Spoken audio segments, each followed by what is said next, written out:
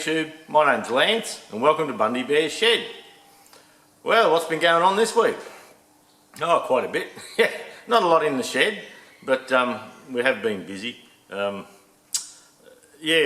the old bastards camp that I spoke of last stew, they're coming next weekend, so I've slashed the whole paddock, mowed it, chopped wood for camping. We've the hot water system, I put that hot water system on last week and we actually fired it up and tried it yesterday and it works a treat. After the slashing, the front end of my tractor, pardon me, the front end of my tractor, a John Deere 2030 I have, I bought it years ago as a wreck, and this fella come and saw me and said, "Oh, you want to buy a couple of tractors off me?" So he said, "They're not going." There's a 1640 that had a liner let go and filled the sump with water, and it's still down the paddock there. I haven't done anything to it really. And this 2030, and I drove past, had a quick look, thought, oh yeah, there's a quid in them if I pulled them apart, you know, if I wrecked them. And so I paid him $1,500 for this tractor, and I think it was $2,200 for the other one. And look, I got the tractor home and I was having a walk around,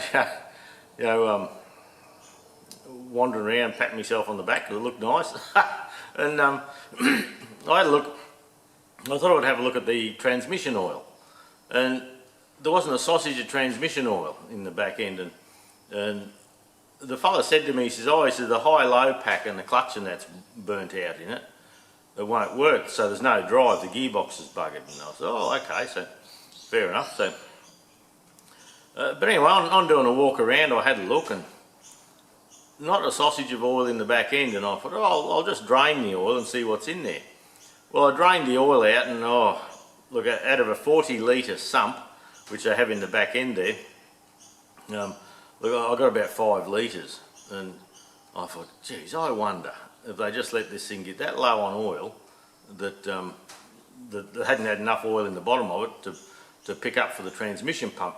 In the transmission it's a crash box, but it has a hydraulic high-low pack in the front and hydraulic PTO and things like that. So it's a 1972 model tractor, and in their day they were way ahead. John Deere was a bit ahead of the others at that stage. They're pretty all of muchness now, but back then John Deere was miles ahead with closed centre hydraulics and that. But that's another story. I could waffle on for hours about John Deere's. But anyway, look, there's a suction screen underneath on the transmission, so I pulled that out and washed it and thought, oh well, I'll shout at a new filter, and put a bit of oil in. It was on the linkage arms at the back.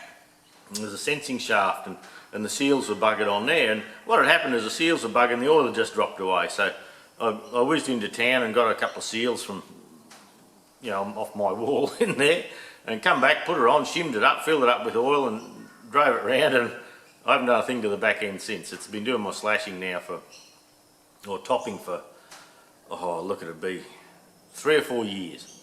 I've had it for quite some time. And so yeah, and the radiator was leaking, and it had a hole rubbed in the tank, and you could see where it had been gummed up in the centre of the radiator, and we still had the workshop. Oh no, I just sold the workshop at the time, and they'd swapped a radiator out of an old tractor for a customer, and the customer just wanted a new one. It wasn't worth fixing his old one, he thought. So I went and saw him and I said, would you mind if I had that old radiator? I think I can get my tractor going with it. And he said, no, have the bloody thing. He says, just scrap to me. So I brought it home, and where the stem was that the solder had buggered up, so I resoldered that, and I patched the top tank and back flushed it all out, and the radio's been great ever since. So I serviced the tractor up, engine oil, filters and the whole thing, and away we go. So, pardon me. And but in the front end, there's like a boomerang in the front end, and there's a needle bearing at the top and a needle bearing at the bottom, and there's like a pivot under the front of the axle, and those bearings fail on John Deere's, and it's just a weak link in the things, and so that's been slopping around for ages, and I've been going to do it, and anyway, after having a big clean up for our visitors coming, I thought yesterday that now's the time. I won't have to slash for some time now, probably a month or two, couple of months maybe.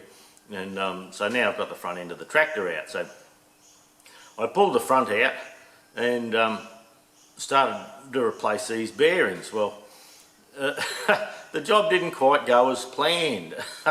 Someone had been there before me, and at some stage these bearings had failed that badly that they'd eaten into the side housing. So someone had, obviously engineering works I'd imagine, they've bored the housing out and they've put a sleeve in there to hold the bearings.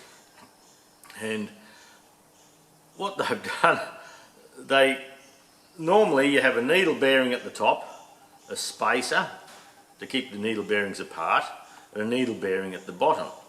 And when you go to get them out, you just get a drift. And I've had a socket ground up for years for this, just an old socket, and I'd bash it down and the needle bearing would move down, push the spacer, push the bottom bearing, and you just tapped them all out and away you went.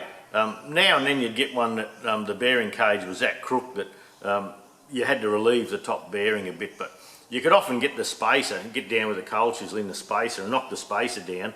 That would move the bottom bearing, and you may have another surface on the bottom to get the bearing out. But whoever did this piece of engineering, I could have kicked their ass yesterday. Could today too. What they did, they had a cylinder. They machined a bush up to go in, and in the bush, instead of having the spacer between the two bearings, they made that solid, and they just put a couple of cutouts for the bearing, and you can't get the bearings out. It was so I had to get another socket, grind a piece up just to get it where I needed it, and flog the living shit out of it, a little space to try and get these bearings out, and everything was Loctited in. And I've still got one bearing to deal with, but if you hang on a sec, I've got a little diagram on the board here. Hopefully I can get the camera tuned in for you to have a look. So sit tight, I'll try and get you there to show you.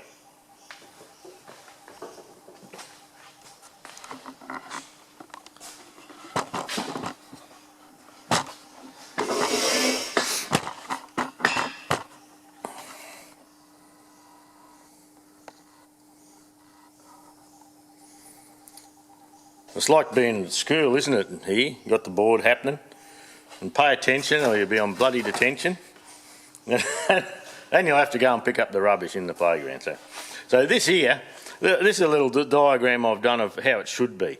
And there's a hole bored into the housing, and there's a Torrington roller bearing here, a spacer, and a Torrington roller bearing here. And then there's a boomerang arm. There's a pin comes down through here, and there's like a big boomerang arm pivots there, and so it sits on the top there to hold this top bearing captive. And then underneath there's a big washer and a circlip, and that holds this bottom bearing captive. And the spacer keeps the bearings apart, and there's actually a grease hole comes in through here to grease it, and the grease comes into this cavity and then just spreads out. So down here, this red piece here is what they've done, and what they've done with it, this housing here must have got out of round over time, so they've bored it out both sides here to put a sleeve in. And normally you would just put a sleeve in and put the bearings back in, but we don't use those bearings. We actually put a bush in there, and I'll explain that in a little bit. But this bearing here, look at the sunshine coming in the door. They made this sleeve to press into the hole, and they put shoulders there and knocked the bearings in. So the shoulder here was slightly greater than the shoulder on the bearing, and it must have just been missing the shaft where it went through. So yesterday I've come to get these bearings out, and what a pain. It was a real job to do it. And these needle bearings, they get that worn, and on a Torrington roller bearing you have a rolled edge, and that's your bearing, and your needles are captive in here. Well, this top end breaks out, and so all you're left with is a thin piece to tear out the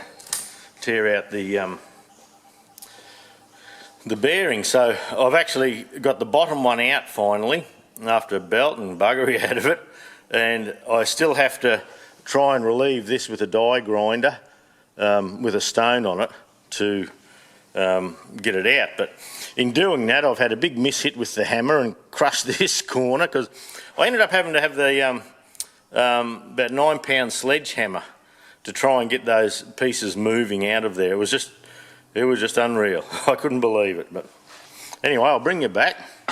Actually, I'll take you for a little walk up there first. We'll just sneak up past here.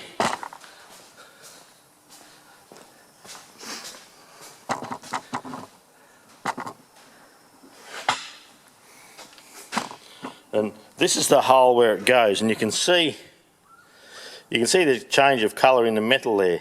That's that bush that they've pressed in, and there's an edge down in there, and they were that tight to get out and get it moving. That there is a piece of steel we were flogging with the big hammer just to try and get things moving. Everything was Loctited in, and yeah, it was just amazing. We've been for a little walk. We're back at the bench now, and where those bearings go, what we do, instead of putting a Torrington bearing at the top and the bottom, we make a bronze bush in there, and we support the shaft all the way. And this is the little piece that comes out of there, and there's a steering rod pushes on here, and forward and back for left and right, and then you have tie rods going out here. So this is a solid shaft, and so rather than have a bearing here and a bearing there with this spacer in the centre here, what I like to do is I bore them out, and I just put one big long bronze bush all the way with a grease track around it. And I've been doing them like that for 20 years, and I've never, if it's greased, I've never had to do another bush, because instead of just having a bit of support at the top and a bit of support at the bottom with a needle bearing that collapses and gets a bit dirty, with a full length Foss bronze bush, the shaft is supported far better, and it gives you better steering. So, and that's what we're going to do there when we finally get the bearing out. So I've had a bit of a time of that. Yeah, it's normally it's well, I used to charge, when I had the workshop, I used to charge the customers about half a day, and you'd have the front axle wheeled out, you'd replace the bearings. Pardon me. And that's replacing it with the standard bearings. You'd replace the bearings, and then you'd be back. Have the tractor assembled. The pivot pins and bushes, we're going to do that on my tractor too, but yeah, you just flog them out and flog them back in again, and away you go. But years ago, I used to do it all in the paddock. Like the business was field service, so we'd take a truck out and away we'd go, and we had tools made up for some jobs, and but I just had a socket for knocking those bearings out, and I didn't have a lathe early in the piece, and I had a socket that I'd sharpened the edge on, and away we went. But I probably buggered that yesterday. So now we have a lathe and a milling machine. We have a plane going overhead, and now we have a lathe and a milling machine at our disposal here. I'll probably take the time as I have it, and make an inner and outer with a bit of threaded rod or a bolt or something, so I can pull the pins and all that instead of flogging them like we always have over the years. So anyway, that's what'll happen. On the Kangaroo Stews, there'll be a separate. Well, Kangaroo Stews, I've decided just to have the Kangaroo Stews as mainly just a little chat, or a chat and just a little job. The reason being, like, there will be a full video on doing this axle, doing the whole job, and I did it last week. I had the stew, which was just the chat, and then I did a separate video on making the lathe carriage stop. And the reason I've decided to go that way with it is the chat that we have is relevant to now, this part of time. Like, I'm telling you that someone's camping, and we've done this or that for the week, or bought this and that for the week. That's relevant to now. Yet if someone just wants to jump on my channel and have a look at how to make the lathe carriage stop, they don't really want to know I've got someone camping. I've done a video on fuel injection pump, which is my most successful one by far. And I think we must be pushing 180,000 views on that, and that's, well, I'm a pissy little channel. And the information in that video was specific to that pump and that job, not I bought a new tractor or I patted the dog. And so I decided with the stews, there'll probably be less machining and bits and pieces in them. There will be bits and pieces, but the major jobs, I'll just do a separate video on it, and then the stews might be a bit shorter and the videos might be a bit longer. Or sometimes with the jobs too, that by the time I try and keep the stews about 30 minutes roughly, and by the time you do that, then you try and jam a job in the end. It doesn't quite work sometimes, or you're cutting bits out that would add to the whole overall job. So that's what I've decided to do. Yeah, the stews will be a bit of a chat and a yarn about what's going on now at this stage, and but the videos on how to, and the video for doing this front axle, it'll be a how to. If someone's got a tractor, hopefully they can follow the video along, and that will give them an idea, or hopefully it gives them the courage to have a go. Hopefully, hopefully they haven't struck the trouble I'm having. But anyway, that's fine. That's what we do. So what do we buy through the week, eh? Oh, you can't have a week without buying stuff, can you? You know, man's got to survive. You've got to feed the beast. But a packet of brown Scotch-Brite pads. I bought them off eBay, 50 cents each, or a bit less than 50 cents each. But when I buy them locally, you know, I'm paying $2, $2.20, $2.30 each, and yeah, people say shop in town, and I say it, shop in town, but you got to be competitive, eh? Yeah, people haven't got the money to chuck away like that. Anyway, that's how it is. And the other week I bought a heap of these little boxes, and I've put all my taps and dies into the big set of drawers over the other side there.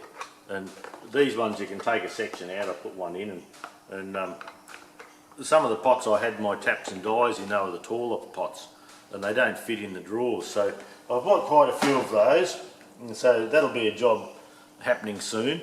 Well, sooner or later, I should say, yeah. And the only tools that I purchased, I ordered a little dial test indicator, and the one with the 8mm dovetail at the back with the little spindles. I thought I'd like a couple just for the small Noga copy holders that I have. Anyway, I got one last week, but none of the back bits were in there, so I've got onto them about replacing them for us. But another thing I bought was a little groove turner. Now that's a profile, and that'll go into a tool holder, and the tool is 2mm wide, and I've got a left and a right. Now, not that I just bought them both, they had two there, so I bought them both. Now, this one has a nice long cut coming down, and the screw clamps it tight. This one, the cut only goes halfway, and that's quite tight to clamp something in. And they're supposed to send me 2 tips, but I only got one. But I have recently bought another box of tips, so I just thought that'd be handy for, mainly for circlip grooves, doing hydraulic cylinders and things like that. You can just bring it in, and I measured a lot of, quite a few circlips that I had that I deal with, and a lot of them are 1.6, 1.8 millimeters, so a 2mm gap will be a nice thing for that. So we bought a couple of these, and that's about all that came this week. I am going to show you, I showed you last week these tool holders. Now, if you want to look at these tool holders going, and as they work, you know, you can keep adjusting this piece of tool steel up until it just wears out. But if you want to have a look at these, look up Diamond Tool Holder, and I think the website's Eccentric Engineering. They're an Aussie made thing. It's advertised in the model engine magazines in England, I see, probably in the States. I just haven't had a look. And with it you get this little jig, and you put your tool steel in the jig, you put the jig on your steady rest on your grinder, and you just grind that running across the front of the stone, and that's the correct angle. And what I do if I'm doing brass and that is then I just rub it on a stone. If there's a slight burr there, I just stone it, and boy, they cut well. But great little tool. But yeah, I'll show you shortly. We'll just sharpen one up and show you how easy it is. Now, you can undo this tool, and look up the website, because I don't use this for threading, but you can use it for threading. And because I don't use it for threading, I know you can sit the jig in, and you can put it in another angle and hold it a different way, and that'll actually give you a 60-degree point on the end there. But if I could get this lined up, I'd be happy. I'll give you a 60-degree point on the end there. And so this one little tool, you can use it for normal turning. It chews some metal out, a bit of 1/4-inch steel, and I've had them running almost the full 1/4-inch depth when you get things right. But and with this cobalt tool steel, I think it'll be a cracker. But look, eccentric engineering, have a look. I'll just show you sharpening this. It's a piece of piss.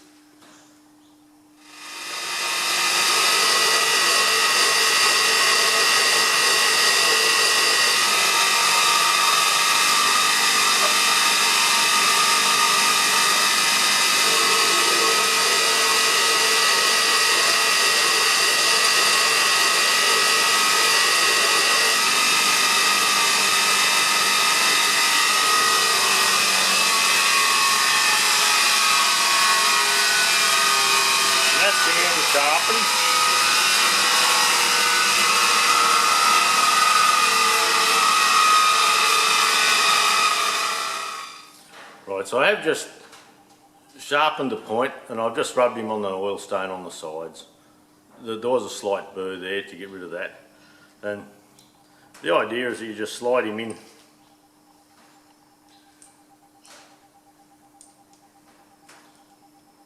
If I open the screw a bit more, we'll be able to slide it in here.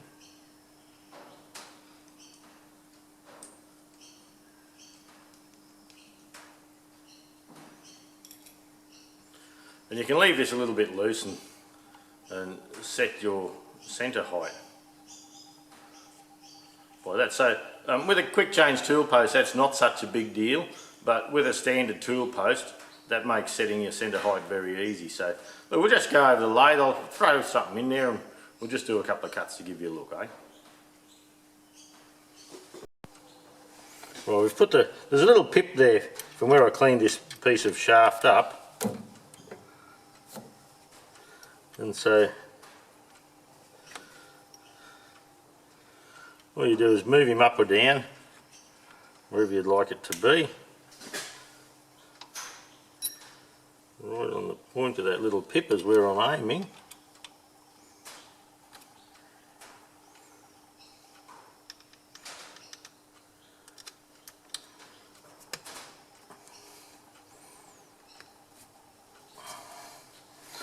Right, so I think I'm pretty close on centre height there.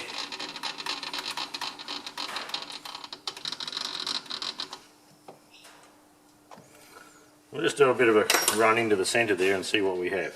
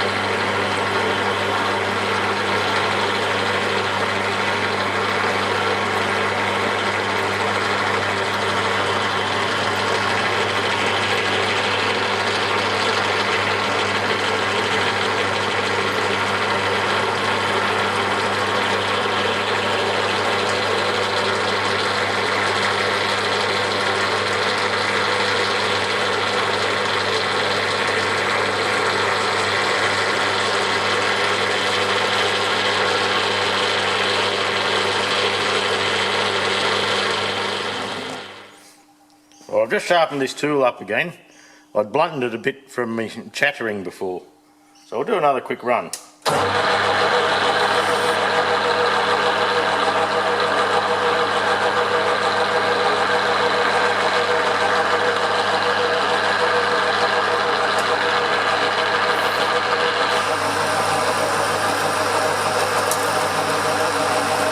That's 400 RPM. I think it's 10 or 12 thou per revolution.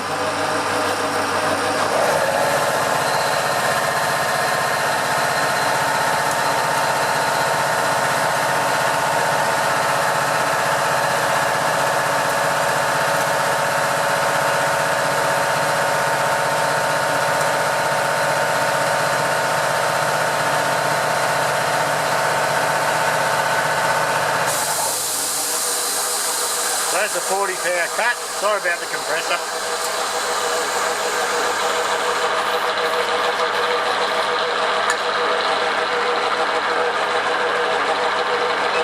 Let's go 50 with the sharp tool, see how we go.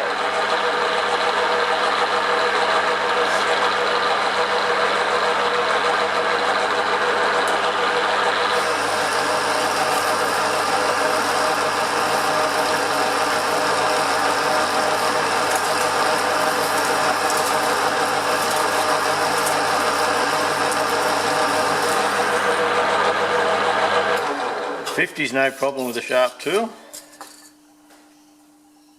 Yep, still got the point on him. I think I chatted him a bit too much early in the piece before. Okay, let's go 60.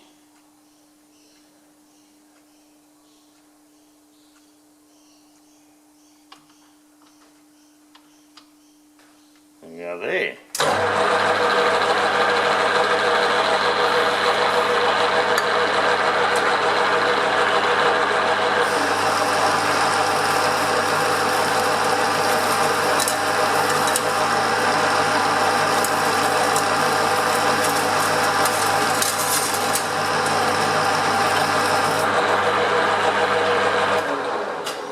No trouble at 60. Let's go 70. Not that you do this probably turning, I don't think. I wouldn't anyway normally.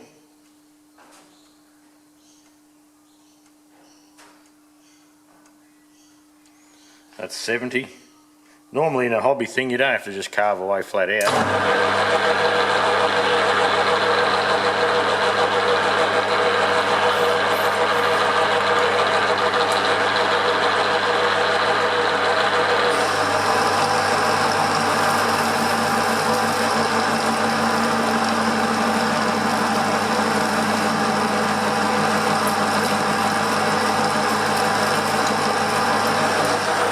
Be doing much more than that, I don't think.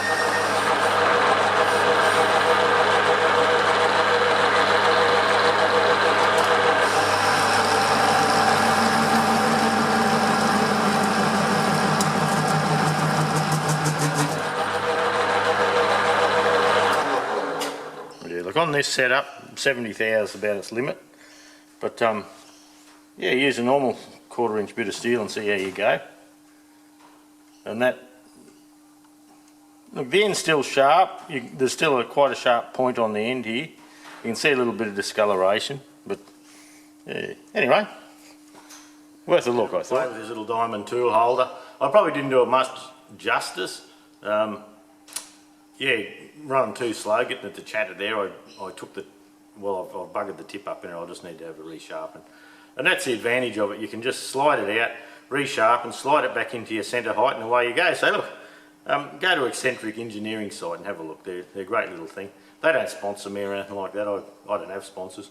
I just bug around in the shed here on my own, enjoying myself. And but yeah, go for a look. Eccentric Engineering diamond tool holder, and they've got a couple of other goodies there now I see. But I'll have to have a look, and I'll probably have to buy some and have a look at it. Yeah. But that'll probably do us for a wrap this week.